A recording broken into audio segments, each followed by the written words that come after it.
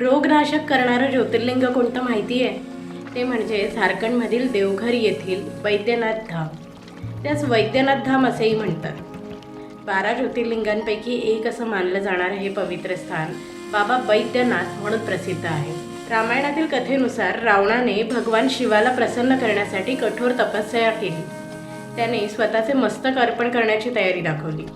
त्याच्याच भक्तीने प्रसन्न होऊन शिवाने त्याला ज्योतिर्लिंग दिलं, मात्र एका अटीवर. ते भूमीवर ठेवलं तर तिथेच ते स्थिर होईल. प्रवासादरम्यान ते लिंग देवघर येथे भूमीवर ठेवण्यात आलं आणि ते तिथेच स्थिर झालं. इथे शिव वैद्य म्हणजेच रोगनाश करणारे, उपचार करणारे देव म्हणून पूजले जातात. आरोग्य, दीर्घायुष्य आणि मानसिक शांतीसाठी हजारो भक्त इथे प्रार्थना करतात. श्रावण महिन्यातील कावड यात्रा विशेष प्रसिद्ध आहे, ज्यात लाखो भाविक गंगाजल आणून येथे अभिषेक करतात. वैद्यनाथ म्हणजे श्रद्धा आणि आरोग्याचा संगम. तुम्ही आरोग्यासाठी कोणती प्रार्थना कराल?